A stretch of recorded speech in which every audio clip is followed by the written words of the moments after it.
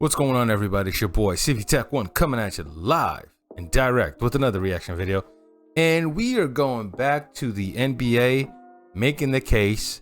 We did Larry Bird, who the fans just came out of everywhere, man, around the world. People who love basketball, people who love Larry Bird, Celtics fans, Lakers fans, and they just said, hey man, he's one of the GOATs.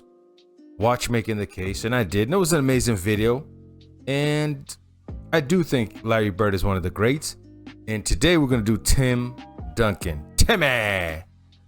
And look, man, I feel like I'm gonna get a lot of hate, a lot of dislike on this video, but so be it. I'm gonna express my opinion on Tim Duncan as we go, because I did watch Tim Duncan play. It's not like Larry Bird where I didn't get a chance to watch him play. I watched Timmy. I watched Timmy for a long time. All right, let's watch it. Let's see. Hopefully this will refresh my memory on a lot of the things that I forgot about Tim Duncan. And yeah, man, so let's get this to 100 likes if we can. Let's do it. Basketball is special. The size of the court and the lack of pads or helmets give fans the most intimate experience of a team sport that exists. And because of the different styles that basketball allows, shout out to the channel, man. Shout out to Clayton. And signature styles through their creativity, flair. I do enjoy his video. And athleticism. And although no player succeeds alone, the it's a good intro. And two-way nature nature of the sport give individual stars a nearly unprecedented amount of control over the flow and outcome. I'm gonna try my best not to stop, compared to their peers and to the talk. I'm gonna try, but if I got something to say, I'm gonna do it. Don't worry about it. This is just the intro. For many, the question is redundant. They believe in only one right answer, their answer. Others might have their own personal stance, but acknowledge one or two alternatives. But I believe that there's much more. When I do the Michael Jordan and LeBron James making the case, by my count, there are 8 players in NBA history that have a substantial claim. That's gonna be fun. It's a subjective thing, though. I can't give you a definitive answer. It's the GOAT right there. Make the argument. So today, I'll be making the case for Tim Duncan as the Timmy. Let's go. All time. Hey man, I poured me like 2 shots because this is a long video, okay? Don't judge me. I know what you're thinking. No way. There's no chance Tim Duncan is the GOAT. He's not even the best player of his generation, you might say. You're thinking there's no way Tim Duncan belongs in the same company as some of the other players that I'll talk about in this series.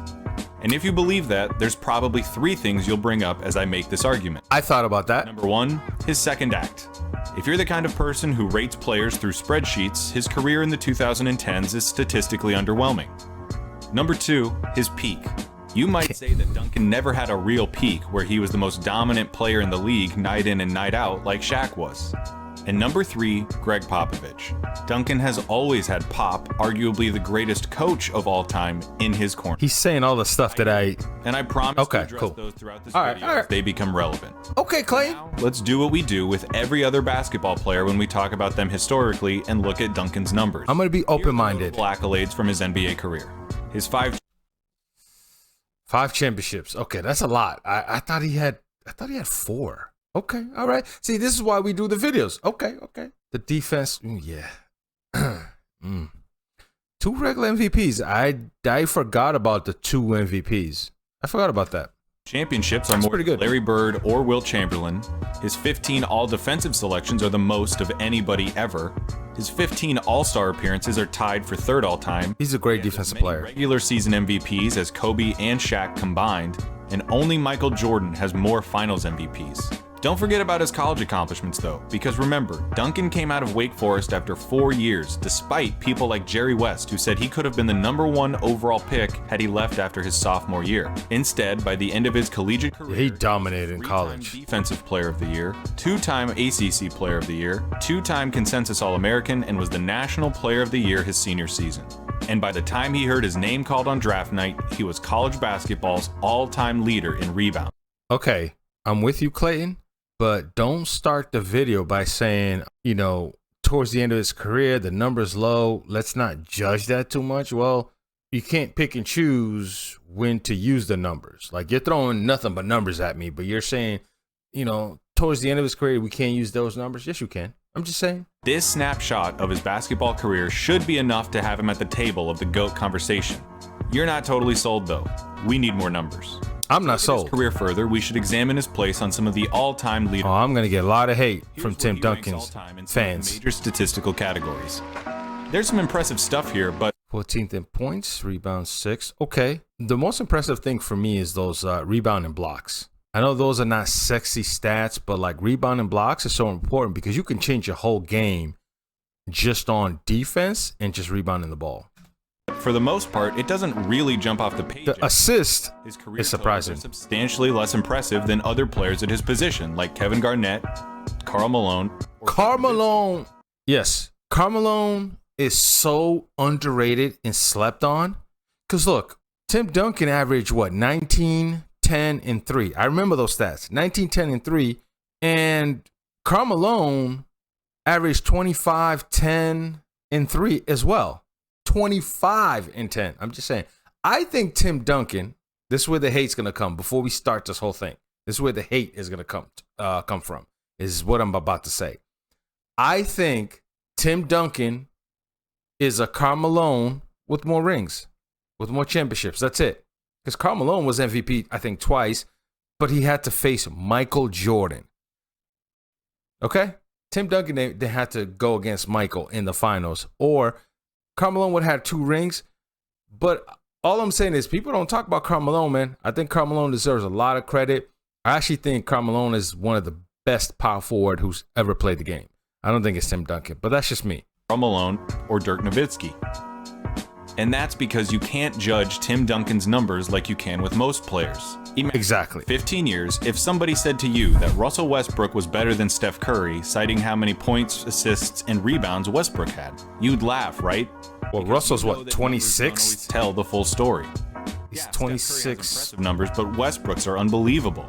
Yeah. It would be impossible and irresponsible of me to talk about these players without mentioning the data that exists with them. But Westbrook is like 26th in the history in points. You're leaving out the context and the story in which those numbers were achieved. That context is what makes those numbers mean. I agree with him, though, because I did watch Tim Duncan. The little things that he does, man, changes the game. The hustle, being in place, the charge. Believe me, man, he's done some things that changed the game that's not on the stat sheet. So I agree with that. And I think that's Tim Duncan, though. Like, if you didn't watch Tim Duncan, even watching like highlights like this, you wouldn't be able to tell how good he was. So I'm not saying he's not good or he shouldn't be in the GOAT conversation. I think Karl Malone or Kobe Bryant should be in this video instead of Tim Duncan. Meaningful, and it's what makes basketball worth following. But changed my mind with Tim Duncan, whose success and greatness transcend a box score. You can't judge Tim Duncan with numbers alone. The fact of the matter is that if you ran a team and you could pick from any NBA player to ever play the game, you can't judge Tim Duncan by numbers alone. But as soon as you say LeBron James the best, what do? You throw numbers at me saying Jordan was 6 and now stop. Can't pick and choose. To set your team up for success, you would pick Tim Duncan. Just saying. For one, you have his play on the court, and we are going to talk about some numbers here for a little while. Offensively, he was dominant through the first 10 years of his career. From 98 to 08, he averaged 21.6 points, 11.8 rebounds, and 3.1 assists, while playing on one of the slowest teams in the league. In that span, his teams never once ranked in the top half of the league for pace. If you adjust his stats for pace and look at his numbers per 100 possessions, you're looking at a big man who is every bit as productive as we're talking any about other pace now, in the league at the bro. time. You already know about his skill set. He was, after all, the big fundamental. He could pass out of double teams, face up and break down the defense with surprising agility. On the defensive side, he's one of the best, man. From man. the elbows and torch any big man in the league with his array of moves in the post and subtly imposing physicality. He could masterfully run a pick and roll with any guard with working limbs, and of course, he had his signature bank shot, one of the most consistent. Anybody with working limbs, of all time, that's funny. Along with Kareem's skyhook and Dirk's fadeaway. Those skills never deteriorated throughout his career, save perhaps his final year. He had that bank I want shot. to tackle the idea that his second act was unexceptional. His scoring numbers dipped in his last 8 years, where he never averaged over 20 points per game again. But as the Spurs offense became more collaborative and free-flowing, Tony Parker and Manu Ginobili shouldered more of that scoring burden as Duncan aged. His shot attempts fell, though he remained efficient. His skills hadn't waned, the Spurs just didn't need him to score 28 points every night. He retained his role of alpha dog and contributed in other facets of the game. True. He could pick his spots, put his teammates in position to succeed, and save himself undue punishment and wear until it was needed. That's why, in 2013, at the age of 36, he became the oldest player ever named to first team All-NBA. Duncan was never a prolific scorer, even in his prime. Pretty good. His game was never predicated on gaudy point totals. Like he's not a scorer. Yeah. With a different offense, he took fewer shots. With fewer shots, he scored fewer points. The whole time, though, he remained the whole package. He was a tremendous rebounder, the go-to guy in crunch time, and don't forget, the best defender, maybe ever. I wouldn't say ever, but he's great. The lack of flashy numbers for defense outside of blocks and steals. I love Hakeem when it comes to defense, but how much a drive was cut off because of his presence, or a shot that was altered because of his contention.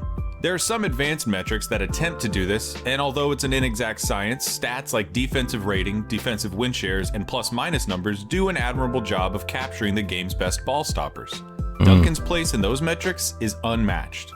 These metrics, along with his 15 defensive selections, serve as a testament to how Duncan thrived when the opponent had the ball. Legendary basketball writer Jack McCallum wrote for SI after Duncan's retirement, Duncan guarded centers and power forwards, sometimes even small forwards, with equal success.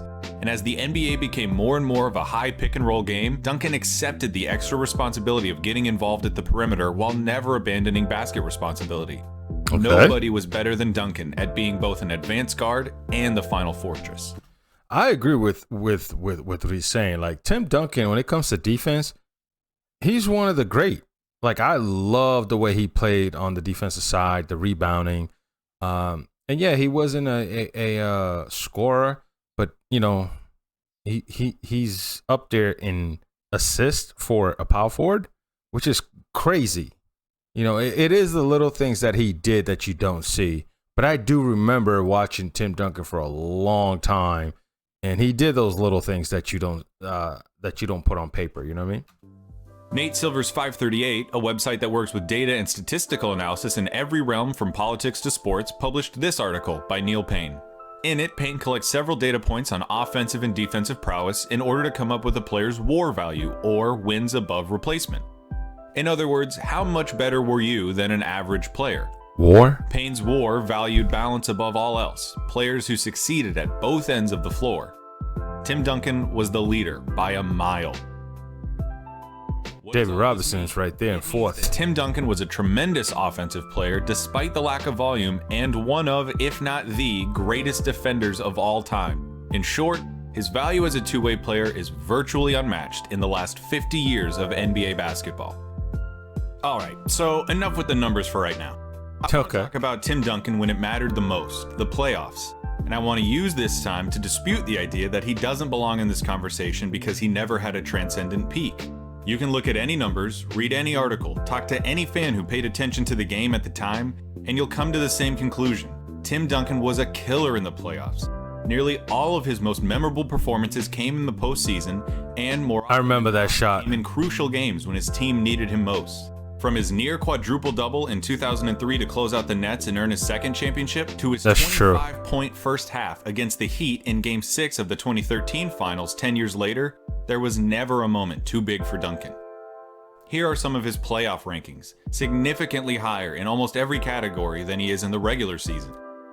His 99 championship run was phenomenal, where he tore through a young Kevin Garnett, the newly assembled Kobe Shaq Lakers, Rasheed Wallace's Trailblazers, and the Patrick Ewing-less 8-seed Knicks on his way to being named the second youngest Finals MVP ever. His 2002 campaign was incredibly underrated, as he carried one of the worst teams of his career. I just didn't like Tim Duncan's nose. It looked like it was pinned against the glass. His 2003 season was his best season, and we'll talk more about it in a second.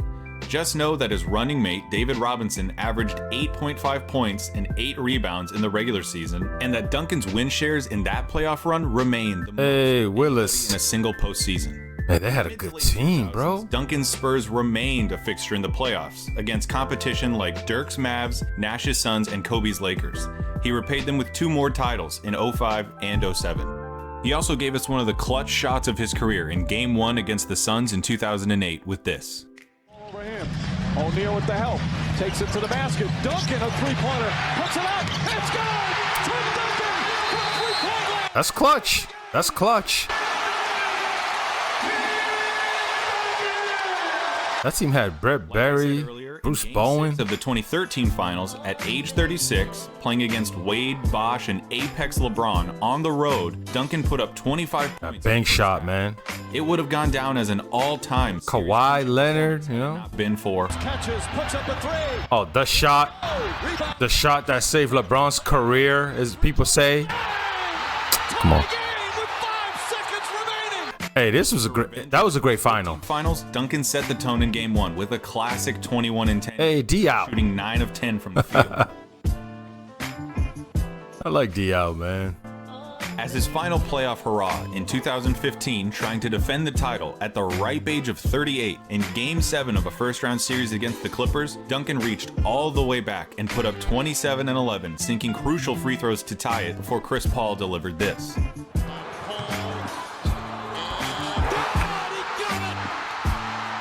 Bro, look at Blake Griffin. That dude, is he trying to jump over an IKEA again? Look at him.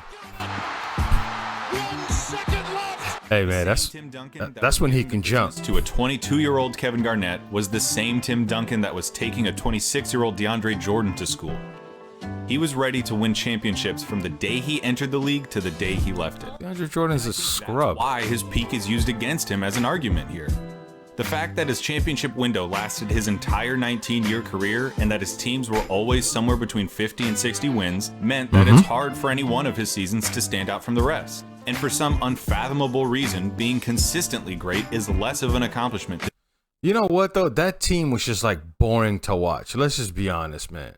Like, they just played great basketball.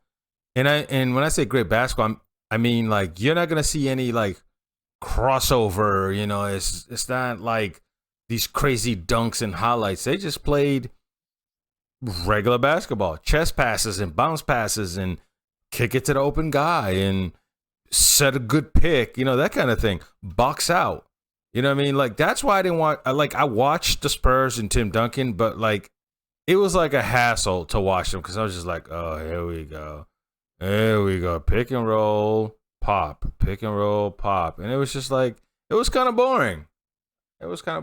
Being great for short stints. Like I said, his maybe that's me. Season was his best. After leading his team to 60 wins and his second consecutive MVP, Duncan eviscerated everything in his path as he tore through the playoffs. He upended the Suns. Is this another bank shot? 3-year reign as champions and outdueled Dirk before absolutely torching the Nets in the finals. Come on, the Nets though, really? By the time he Jason Kidd, Jefferson, beyond a shadow of a doubt, and Stackhouse. The league's best. Oh no, not Stackhouse. Vince Carter. Here's what the Ringers' Chris Ryan had to say about 2003 Tim Duncan. We think about the Spurs now as this international house of aesthetically pleasing basketball. They were Terminators back then, and they were squeezing the life out of the game because they were just too good. They were too good. They were a good team, though. They were unflappable. They were dirty, and Duncan was the perfect avatar of all of it. You go back and watch him now. It's unbelievable. Even Avery Johnson. I don't know if you guys remember Avery Johnson. New Jersey, or whoever else was just against. And it was just routine that you'd see him put up 20 and 20s and barely break a sweat, much less a smile. I'd be lying if I said that Duncan's peak was higher than Shaq's. But I also wouldn't feel comfortable saying that the difference between the two is great enough for me to lose sleep over. To me, the truth is that Shaq was so much more of a spectacle. To watch peak Shaq was an experience unlike anything else. To see someone of his size and stature move so powerfully and fluidly is still something of a miracle. To see Duncan at the peak of his powers was a lot like seeing him 7 or 8 years later. He was just a little faster, a bit stronger, and a touch quicker. But do aesthetics denote superiority? I'd say no. And though Shaq in his prime was certainly a more dominant offensive player, there was never a time where he could match Duncan's abilities as a defender, leader, or a teammate. The two are the antithesis of each other. Leader and a teammate? Loathes it. Stop with that leader teammate crap. Stop. And finished his career having played for 6 different teams. Duncan took great care of his body, cemented himself as the cornerstone of his franchise, and is one of the most celebrated teammates in NBA history. Shaq left a little on the table. You could never. Tim Duncan's a great teammate. Like that. That's a much about what everyone thought about it, while Stop Duncan it. couldn't have cared less. And Shaq's still better than Tim Duncan. While I'm at it, addressing Stop the it. points of criticism, let's go ahead and tackle Pop. I'm not The hating. greatest coach there ever was. But he would be the first one to tell you that he wouldn't be here without Tim Duncan. Duh. For one, Duncan can play any style of basketball. Belichick and Brady. You want to go old school, slow pace, dump it off to the big man down low, let him bang, and be solid on defense? Titles. That's your guy, yeah? Remove the hand checking and illegal defenses, increase scoring, and start moving toward the perimeter? Duncan. Titles. The league goes small ball, the pace explodes, and shooting and ball movement is more important than anything. The largest margin of victory in NBA Finals history. Second, he can play with any team. Honestly, has any superstar done more with less? Jordan had Pippen his entire run and Rodman for the last half. Bird had McHale and Parrish. Wilt had West and Hal Greer. Russell had Cousy, Jones, and Havlicek. Magic had Kareem and vice versa. Kobe had Shaq and vice versa. And LeBron has had Wade, Kyrie, and Anthony Davis. Duncan's best teammates, old David Robinson, Tony Parker, and Manu Ginobili, combined for 5 third-team All-NBA appearances and 4. Wait, but that doesn't mean these guys were scrubs, though. They fit the system. Ginobili, Tony Parker, little small KJ, to Sean Elliott, to Willis. These guys are not big names, but they're good players, and they fit the system. That's all you need. If you can get guys that can fit the system, right? Fit the system and play to their strengths, I'd take that any day. Obviously, they won, 5? So, to say the other guys had all, another superstar next to them, and Tim didn't. But he had very good, intelligent players. Like Bruce Bowen, Sean Elliott. Do you know how big those guys were with the Spurs? I love Sean Elliott as a shooter, defensive player. That guy went through a lot of stuff in life, came back, had surgeries, and you know what I mean? And he still came back and played with the Spurs. But yeah, Tim Duncan didn't play with scrubs. Okay, just because they're not Hall of Famers don't mean he played with scrubs. Let's stop it. 4 second-team appearances during their time with Duncan. Stop Parker it. and Ginobili are long shots for the Hall of Fame, and even though Robinson's in it, you wouldn't say that he Sure. was playing at a Hall of Fame level alongside them. Still the And Emerald. most importantly, Duncan forged the culture of the Spurs. Pop was essential in acquiring players and reinforcing the culture that Tim wanted, but Duncan was truly the most vital component. Yeah, kind of like Brady and Belichick. League. And finding a great player who hasn't gotten a coach fired. That's a dynasty, man. That's Brady and Belichick, man. It's hard to get those. And these two were a match, and the coach just found players that played his system. Is like finding a good Star Wars movie. They're few and far between. Not only did Duncan not get Pop fired, he let Pop coach him harder than any superstar ever. If Tim had ever thought to himself, you know what, Oh, we're having I feel fun. like getting my chops Oh, roasted man. in front of the whole team today because I didn't box out right in practice. He could have gone right to R.C. Buford and Hey, man. Who's that? Who's that coach right there, man? That coached my Celtics. Pop would have been gone. End of story. But Tim understood what Pop was about and trusted Terrible. him enough to be mentored in an unprecedented way. He set the example for his teammates that no one is immune to criticism and that it's expected of everyone to leave their egos at the door. In 2017, the Spurs SB Nation blog Pounding the Rock spoke to Sam Walker, author of The Captain Class, a book which examines winning culture in sports. from Speaking of field Brady. hockey to rugby. In an exchange, Walker said this: "The book's main conclusion is that the only one factor that must be present in order to maintain greatness over a long period of time is the presence of a particular kind of selfless, relentless, independent-minded, publicity-averse, emotionally composed captain with strong communication skills. And that's Duncan. Duncan was a pure example of the species. I love Pop, but I have to believe that Tim Duncan was the catalyst that empowered Pop. Tim Duncan's a great human being, too. Let's This not. isn't Belichick Brady where you wonder who made who. Pop is the greatest coach of all time Hey, don't be using my stuff, man. Kind of reminds me of Tom Brady and Belichick. What you mean? Well, yeah, I guess people still fight about, who's better, Tom Brady or Belichick? So these two, they're like, no, Pop, it's you. because of Tim Duncan. Oh, is it If you you, Tim? want to try to take credit away from Duncan by saying that he played for the best teams, you might be right, but only because he made them the best team. He gave up touches, let other guys hold the torch, put everyone around him That's in crazy. the position to succeed, and he enjoyed it when they did. When I said earlier that the thing that hurt Duncan's stats more than anything was a lack of defensive numbers, I lied. The thing that hurt Duncan's stats more than anything was the fact that he never gave a shit about stats or awards. Ever. He wanted his teams to succeed and he wanted to win. That's it. Just listen to the way his teammates talk about it. he just played I ball. don't think there's a more beloved teammate than Tim Duncan.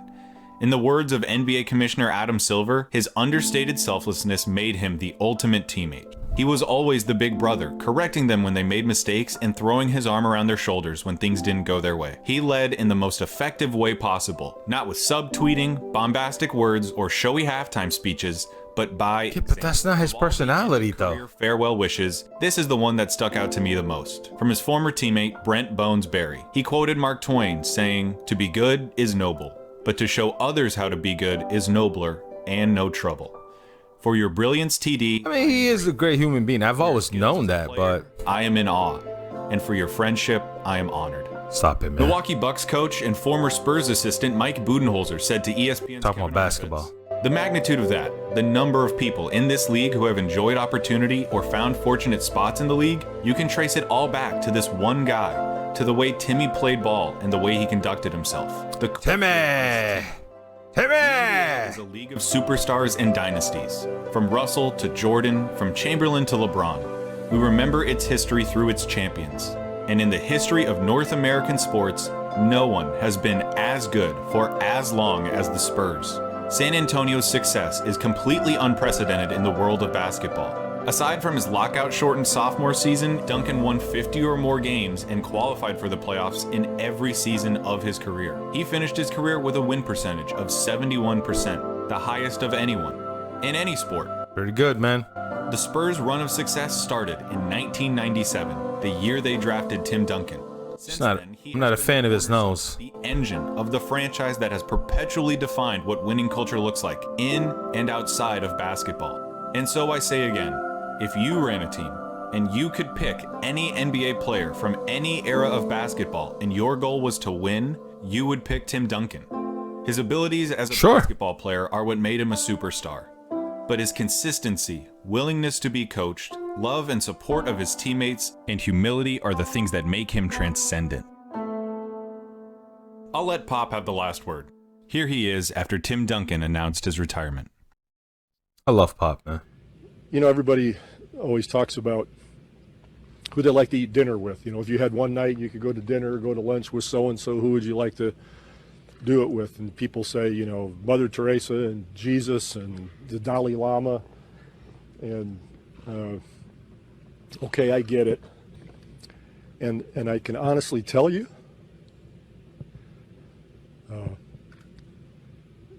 my dinner would be with Timmy. Come on.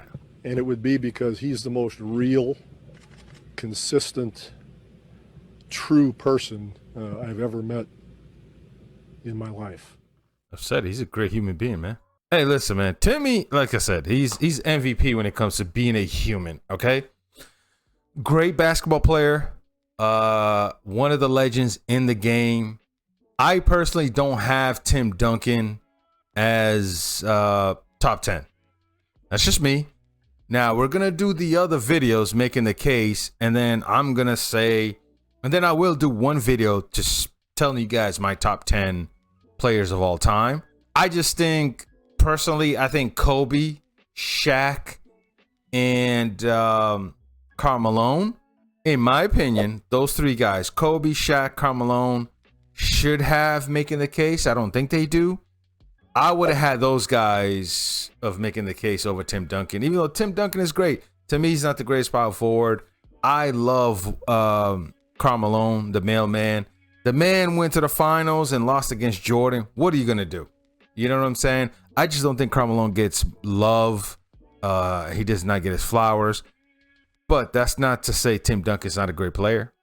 Great player, great teammate. Like you said, great leader. Tim Duncan was, how do I say it? Consistent.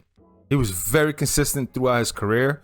I watched him play since he came in the league. I watched him play since Wake Forest. So I'm not hating, but I'm just saying to be one of the GOATs, there's a lot of other players that I would have put ahead of Tim Duncan of making the case. You guys let me know. I understand I'm going to get some backlash on this, but hey, man, it's just how I'm feeling, man. Everything is not peaches and cream.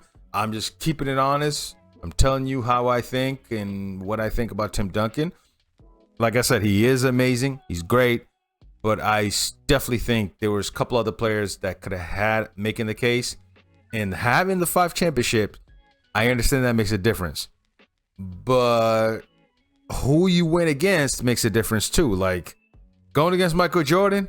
Do you know how many players don't have a ring because of Michael Jordan? You know, so all right, man. That's it for me. I know it's a long video.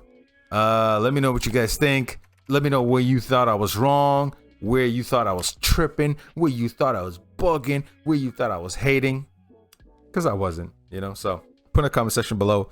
And we're gonna focus on the next making the case. Maybe you guys should tell me who, what player we should do next, and then hopefully by February or March, then I can have my top 5 all-time player, in my opinion, if you guys even care. But I'll do it anyway. Till next time, peace.